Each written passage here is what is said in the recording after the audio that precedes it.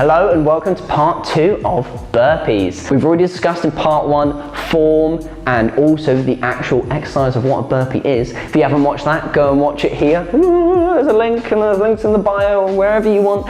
Go and watch that first. Make sure you know how to do a burpee, the things we're meant to do with our arms, what we're meant to do with our legs, and how to be nice and strong and explosive in those positions. This video is going to discuss more about how to make it tougher, make it easier, do certain exercises to build on aspects of our body that we might find difficult to do certain parts. Like in the first video, we were talking about upper body being weak. How are we going to make it stronger to be able to do our full burpee? First of all, we're going to talk about rest. Yes, you're allowed to rest whilst you're doing burpees. A lot of people actually get where to rest during your burpees wrong. In this video, you'll see me doing burpees and I'm pausing at the top slightly more than I am when I'm doing the flow of the actual movement. Our burpee where we go to the floor, come back up and stand and kind of, we're like, I have to get back down, I have to get back down there, I have to do another burpee looking down at the floor. That's going to be quite tough on your mind. Whereas, as you can see in this video, I'm resting at the bottom. If you rest on the floor, you're only lying down. You're like, oh, I'm resting down on the floor. All I have to do is get up and get back down again. I get to lie down. You're actually halfway through your rep. It's easier to rest at the bottom of your burpee than at the top. Now, how to make your burpee tougher. Without getting into too much detail of what we're doing and how to make it tougher, you just want to think about adding extra implements. So for our burpees here, one of the things we're doing is jumping over a bar. We can jump over it sideways, we can jump over it facing the bar. One worst one is the devil press. This is the worst possible burpee you could do. Doing that here, as you can see, the devil press, you come to the ground holding dumbbells, you press up down to the dumbbells, stand on back up, and as you come up, you almost do a slight bit of a kettlebell swing to get those dumbbells to your shoulders to really make sure that you're pressing with your shoulders as well. That's the jump instead of your actual jump. It's gross. It takes it out of you quite quickly. It's a good way to make that burpee even tougher. Like we discussed in video 1, our part 1, we talked about how relaxing down to the ground instead of a strict push-up is actually easier and will make you want to do more reps instead of going, oh, I have to do another push-up. Well, we're not just relaxed in our relaxed push-up, we're actually engaging our core and engaging our lower back. It's an intentional position. It's our hollow and our arch. Our hollow, which we're showing here, with me on my lower back, legs up in the air, and my chest is up off the floor, squeezing my core, my arms are above my head, transitions to lots of different exercises. It transitions to gymnastics pull-ups, gymnastics toes to bar, it transitions to doing crunches, also with like ball slams, throwing a ball, hitting a bat, anything that where you're flexing your chest forward, you need that position, along with our arches. Arches, as you can see here, we're on the floor, we're on our front. We're lifting our chest up off the floor, facing the ground. Arms are ahead of us, legs are lifted up, squeezing my ankles together, squeezing my bum and really engaging hamstrings to lift those legs up. All of that position strengthens your back, your posterior chain. Arches are really important, especially in a time where right now we're sitting down a lot. Just the world is programmed to make you sit down, slump over, have round shoulders. We want to get nice and open and have that arch. How does this even connect to our burpees? Well, when we're rested at the floor, I'm not just doing my burpee like casually like flopping down to the ground. I'm intentionally, as I'm coming, let's say back up, I'm coming up into my arch. My chest is up. I'm squeezing with my back to snap my legs in. I use that power, and as I bring my legs in, I'm going into my hollow. So I'm going straight from arch position with my back nice and squeezed to squeezing my core going into a hollow position. And then that's the same thing, I go back into my arch for the jump.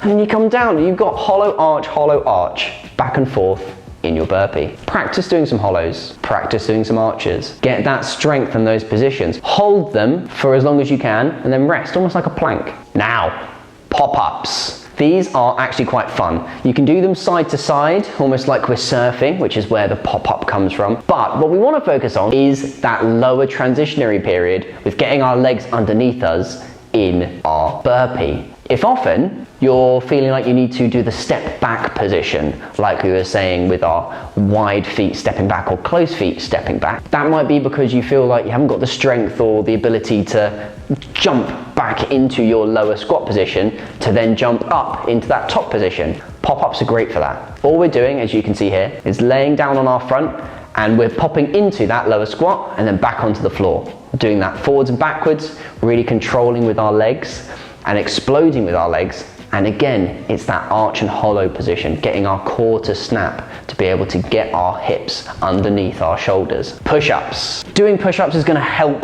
just in general the strength of our chest and our shoulders. When we're doing our push-ups, we want our shoulders to be nice and down, away from our ears, shoulder blades come back together as we get that stretch in our chest at that bottom position. We can do them on our knees, we can do them on our feet. We have demonstrations of how to progress and regress our push-ups on Instagram, which would be really good if you go and follow. We're on Alec the Coach. And if you do your push-ups, then it will make your burpees stronger. You're able to control and explode with your arms to be able to get up out of that lower position really quickly. Squat jumps. Now, squat jumps are pretty nasty anyway. You build up a lot of lactic acid in your legs. That singy, stingy feeling. It's just a byproduct of using your muscles. With our squat jump, that's going to help firstly with the endurance of our legs to keep doing our burpees, but also with that top jumping position when it comes to that final part of the burpee.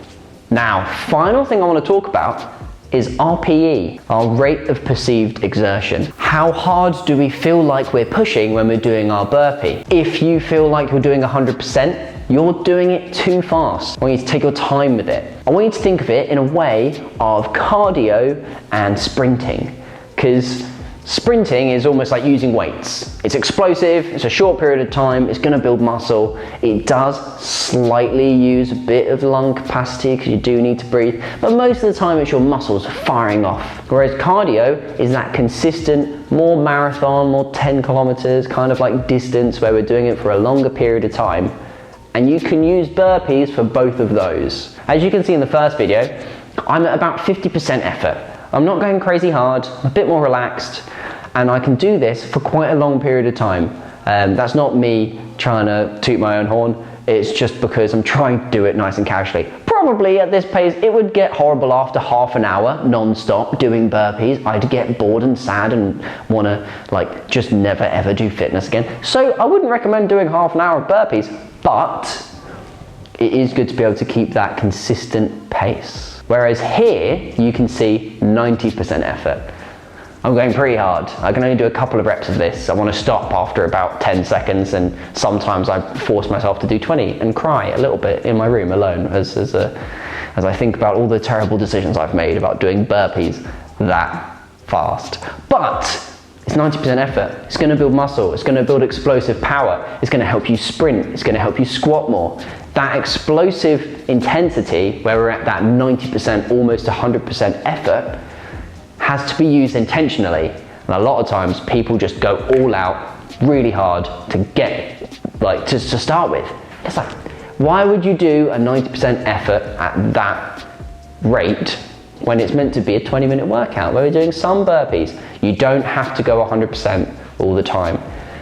Take your time with your burpee and choose what you want to do. I hope you've enjoyed how to make your burpees tougher or easier. Again, I'd like you to consider going and watching that first video, because we do discuss a little bit of how to make it easier or tougher. Again, it's more about the form that we were saying was, which one was tougher? Which one made it easier? Am I doing things wrong? Am I stable enough? And it'd be really good for you to go and watch that if you haven't already. If you enjoyed this video, please share it with a friend, like it, just follow us on all of our social medias. It really helps out the channel and helps out get spreading more burpee fitness and, you know, exercises and getting people happy and healthy. And we really need that right now. I think that's the biggest point, is just moving and just enjoying ourselves and trying to find a way to like burpees. That's always a fun one. Right, see you guys.